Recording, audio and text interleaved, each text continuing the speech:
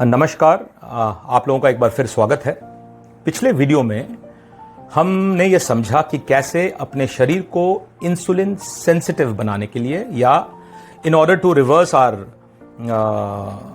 Insulin resistance और in order to reverse our obesity, diabetes, lifestyle elements, how 70% of our effort has to be on diet and nutrition. And when we talk of diet and nutrition, it is all encompassing. It encompasses periods of eating and periods of not eating, जिसको कि हम fasting बोलते हैं। अब fasting पे मैं 2 videos कर चुका हूं, मैं और वीडियोस बाद में करूंगा फास्टिंग पे। But when it comes to eating, where our major focus has to be, I just thought that, let me read through certain eating disorders. कुछ खाना खाने की बीमारियां होती हैं, और जब मैं उनको पढ़ रहा था और कौन कौन सी बीमारियां, एग्जाम्पल एनोरेक्सिया नर्वोसा, कम खाने की बीमारी, बुलिमिया नर्वोसा, ज्यादा खाने की बीमारी, then you have sugar cravings, carb cravings, मेरे को तो खाना खाने के बाद थोड़ा सा मीठा चाहिए, it is not good, it is an addiction. Binge eating, why should you binge, what is bingeing? Binge is excessive indulgence in an activity. अब ये क्या एक्टिविटी हुआ कि मेरे को पूरे दिन मेरे हाथ में कुछ चाहिए और मेरे मुंह में कुछ चाहिए? This is also a major eating disorder. So when you try to analyze and study all these eating disorders, you find that it is all here. It's all in the brain. You see, the brain has receptors for many hormones. For example, the key metabolic hormones like insulin like growth factor, ghrelin, leptin, etc. And I have been always emphasizing upon one thing: hormonal balance. Get that balance in your body to make yourself healthier. You need to get that balance. Or once that balance comes, all these eating disorders will get sorted out. आपको cravings नहीं होंगी, आप binge eating नहीं करोगे, आप न तो ज्यादा खाओगे ना आप कम खाओगे। So I thought before I come to specific videos on diet and nutrition, और यकीन मानिए डाइट और न्यूट्रिशन पे अभी बहुत सारी वीडियोस आनी हैं और मैं इन पे बहुत बातें करूंगा, but I thought before I come to this specific videos on diet and nutrition, let me through this video, today's video, let me just walk through और talk through certain facets of eating. So I have done a video, let's talk fasting. So today let's talk eating. और मैं चाहता हूं कि today I discuss with you 6 important issues, and these issues are something that I want you all to ponder about. आप सोचिए इन बातों को, debate करिए अपने अंदर, because when it comes to eating, which we do every day, we have to be conscious of these facts. 6 points. Okay, the first point is time bound eating. Time bound. Pappu 9 बज गए, खाना खाने बैठ जाओ, या 2 बज गए अभी तक खाना खाने नहीं बैठे। So you realise that while it is good to be discipline होना बहुत जरूरी है, पर अब वो घड़ी फैसला कर रहा है। See, it is very good that at 9 o'clock you feel hungry and your body gives those symptoms that it needs nourishment. That's excellent. But ये लूप हो नहीं रहा है और वो घड़ी डिसाइड कर रहा है कि 9 बज गए तो खाना खाने बैठ जाओ। So instead of your biochemistry, instead of the hormones, instead of your body telling you when to eat and what to eat, the clock is deciding that it's time to eat. और इसी के साथ मेरा second point है, so I'll cover both these points together. So the first point is time-bound eating, and the second point is pre-decided quantity of eating. To the extent we have decided for next 7 days or 14 days, or even a month, कि मैं बुधवार को सुबह ये खाऊंगा और बुधवार शाम को मैं यही खाऊंगा, और मैं मंडेज को यही खाता हूं या खाती हूं। सुबह में इतना खाऊंगी, quantity is fixed. How is it possible? Are we machines? Are we robots? How have you decided before putting that menu on your wall, before fixating your brain कि मैंने यही खाना है? How have you decided that without even considering various other parameters, various other factors which are critical to your eating. आपको कैसे पता कि अगले संडे सुबह आपका दिनचर्या क्या होगा, आपका एनर्जी एक्सपेंडिचर कैसे होगा? We are not robots, we are not machines. We cannot get fixated. We all must realize that हम सब इंसान हैं, we are human beings, we are living beings. There is a whole lot of biochemistry happening inside our body.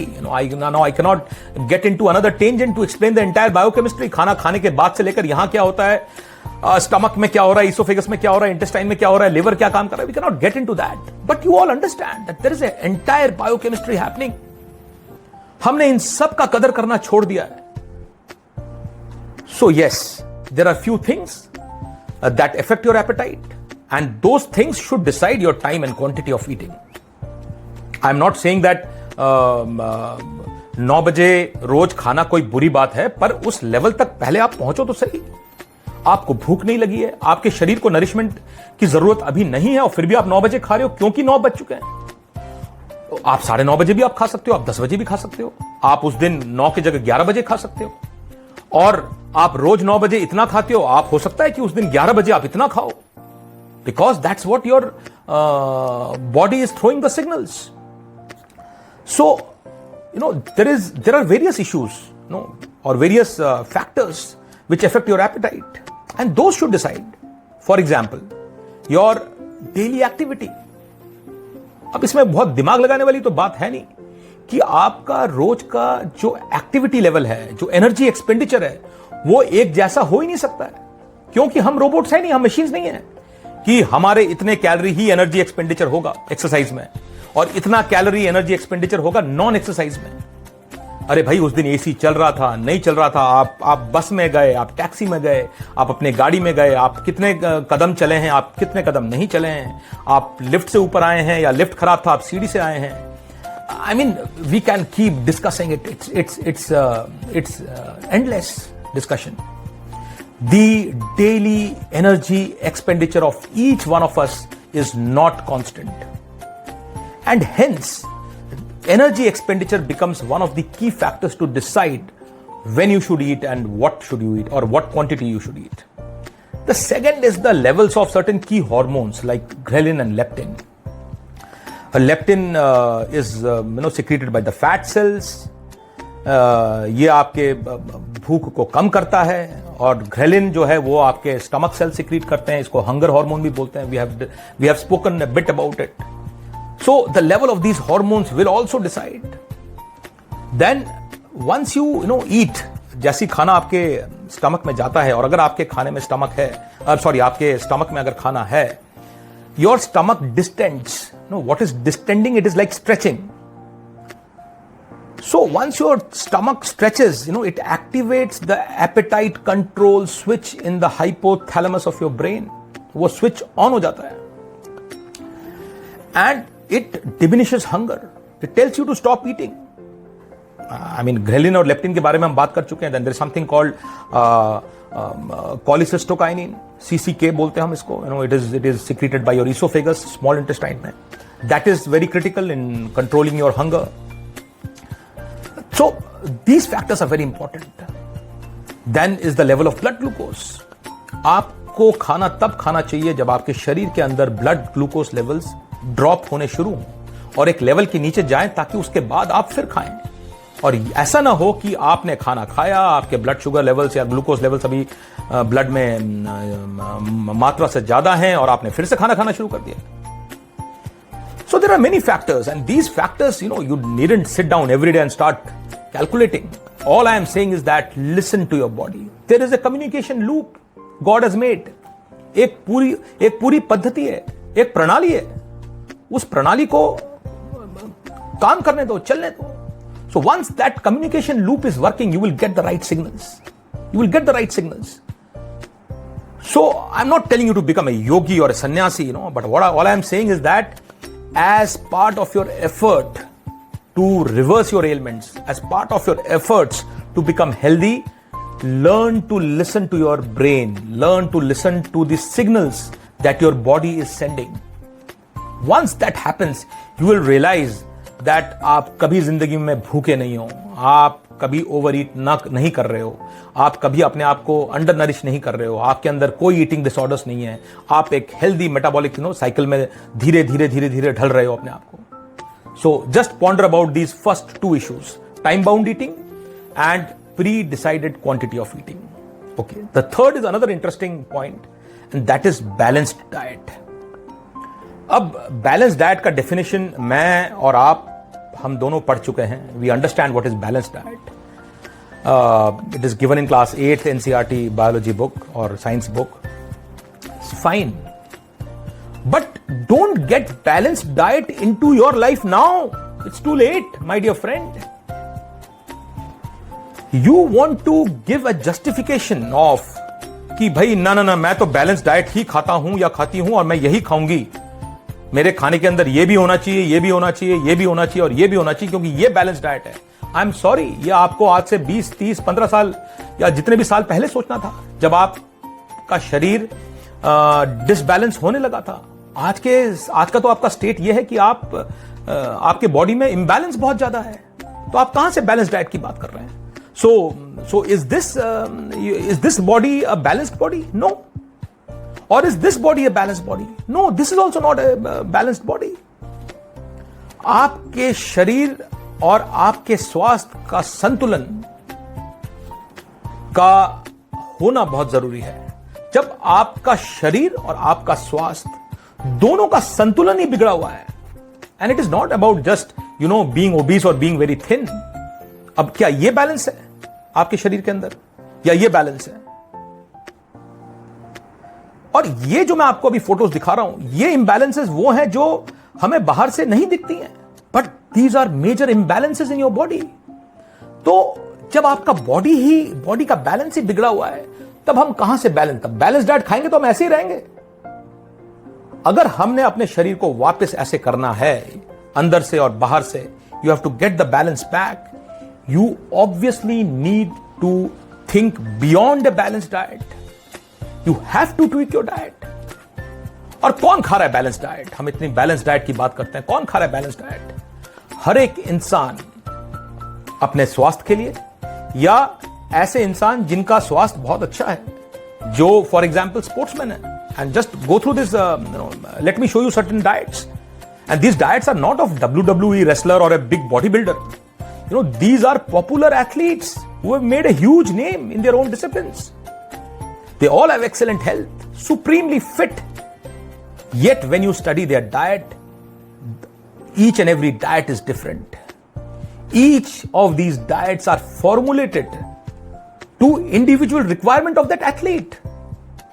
अब हम athletes नहीं हैं, हम अपने स्वास्थ्य को ठीक करना चाह रहे हैं और हम उसके लिए भी अपने डाइट को ट्विक करने से कतरा रहे हैं.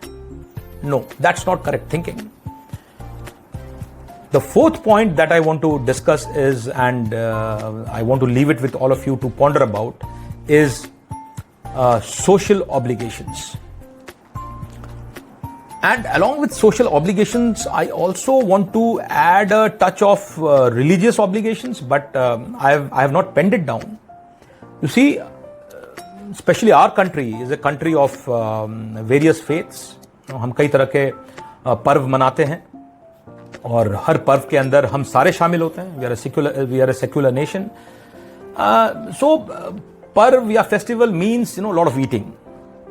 भगवान को हम प्रसाद चढ़ाते हैं, and so that faith and वो भक्ति होती है हमारे अंदर, पर हम ये रियलाइज नहीं कर रहे हैं कि हम जो भगवान को चढ़ा रहे हैं एक्चुअली वो भगवान तो हकीकत में नहीं खा रहे हैं, वो तो हम ही वापस खा रहे हैं.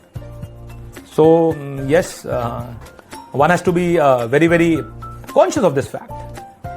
There are options, and believe me, God Almighty will be very happy to see your sincerity, to see your efforts.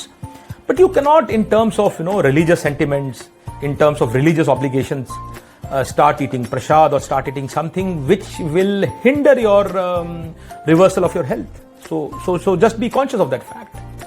Social obligations, yes. I'm making a YouTube video and you're watching me, and I hope that आप अभी कुछ खा नहीं रहे हो मेरे को देखते हुए.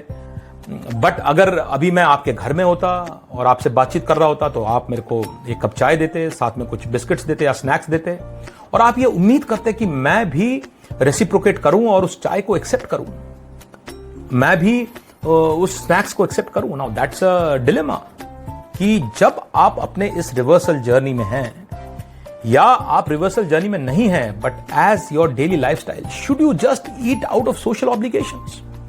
And social obligations are plenty in our lives. Be it birthdays, promotion, farewell, engagement, marriage. It's endless.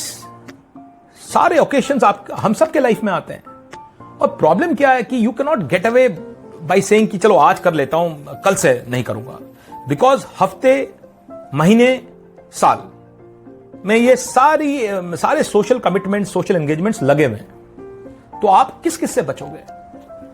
So yes, in my reversal journey of those 4-5 months, when I was very strict with myself in terms of application of diet and nutrition into my body, I was ruthless. People who were around me in my office, in my social life, at Trivandrum, they know it.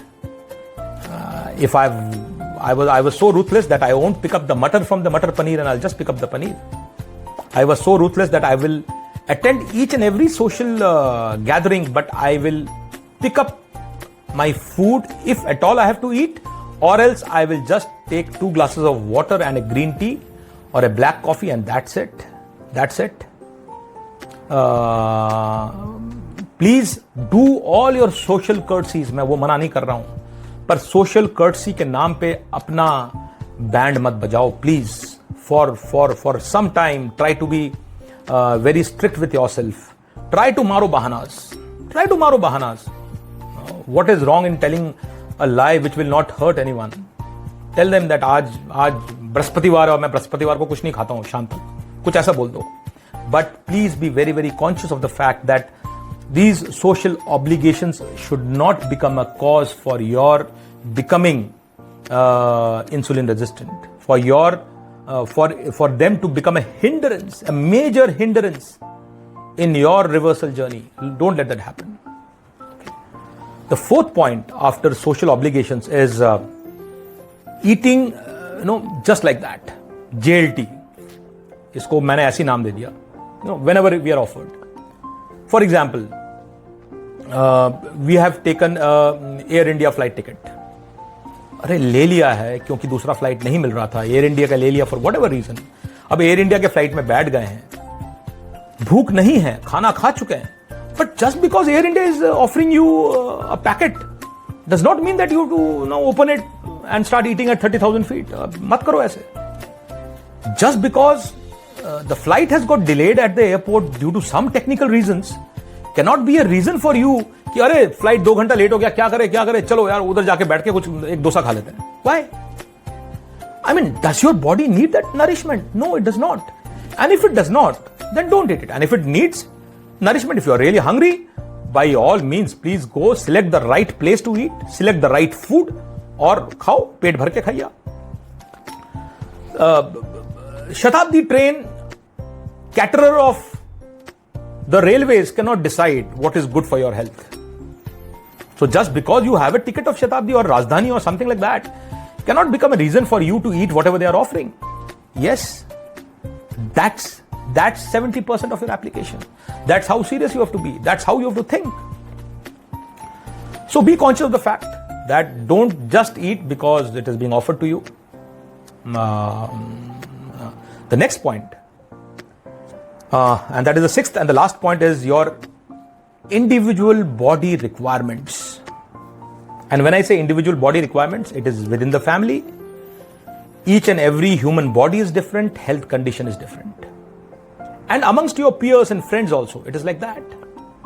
So first, when it comes to family, a same food item, may be very good for your spouse, it may be very good for your children, but it may be horribly bad for you. Let's take example of an apple. Now, apple may be an excellent option for everyone else in your family. उसके अंदर vitamin C है, ई है, B2, B6, vitamin K, excellent. It has got fiber, it has got antioxidants, it has got various trace minerals like potassium, phosphorus, magnesium. ठीक है, सब कुछ है. और वो सब कुछ जो है शायद आपके शरीर के लिए भी अच्छा है, पर अगर आप इंसुलिन रेजिस्टेंट हैं, अगर आप डायबिटिक हैं, और उस एक सेब में, and you know this picture that you see has been taken by me just yesterday. One apple is weighing approximately 180 to 200 grams. That's 22 grams of sugar. You cannot have 4 to 5 spoons of sugar being a diabetic. क्यों? क्योंकि an apple a day will keep my doctor away. I'm sorry. An apple a day will ensure that you are diabetic throughout your life. It will ensure that your intake of metformin and other medicines will never go away. So be smart. Don't try to convince yourself कि मैं diabetic हूं और मैं पिछले 5 साल से चाय में चीनी नहीं ले रहा हूं. आप कोई अपने ऊपर एहसान नहीं कर रहे हैं भाई. आप चाय में चीनी नहीं ले रहे हैं और आप रोज एक सेब खा रहे हैं. या सेब का मैंने एक एग्जांपल दिया आपको. So it cannot happen that you leave your 4 spoons of sugars because in all the 4 cups of tea you don't put any sugars, but you take an apple which has got 5 spoons of sugar. Besides this issue being in the family, you must also analyze that, you know, when you try to compare yourself with your neighbor, with your friend in the gym or with your colleague, the same diet will show, the same diet, the same exercise, and you know, same sort of an application will show different results in different human bodies. So when it comes to our individual body requirements and individual health and body conditions, the diets will show a variance. तो आप ये सोचोगे कि भाई मैं भी तो यही खा रहा हूं पिछले 1 महीने से, मैं भी ऐसे ही खाने की कोशिश कर रहा हूं, उसके तो 6 kg कम हो गए, मेरे तो सिर्फ 3 kg कम हुए हैं. There are various factors in the body, various factors. आपके एंजाइम्स कितने रिलीज हो रहे हैं, आपका एसिड लेवल क्या है, आपका स्टमक का पीएच क्या है, आपका बॉडी एसिडिक है, न्यूट्रल है, आपका लिवर कितना बाइल बना रहा है, आपका गॉल ब्लैडर का हेल्थ कैसा है, आपका किडनी लिवर हेल्थ कैसा है, आपके इंटेस्टाइन के अंदर वाटर रिटेंशन कैसा है, वाटर एब्जॉर्प्शन कैसा है, etcetera etcetera etcetera. One can keep discussing. So the same, you know, हम पनीर खा रहे हैं या चीज खा रहे हैं पर उसका कैल्शियम एब्जॉर्ब नहीं हो रहा है. So there are many factors. And this also must be at the back of your mind. You need to find out why is a particular diet not showing results in my body. You need to find that out and then correct it.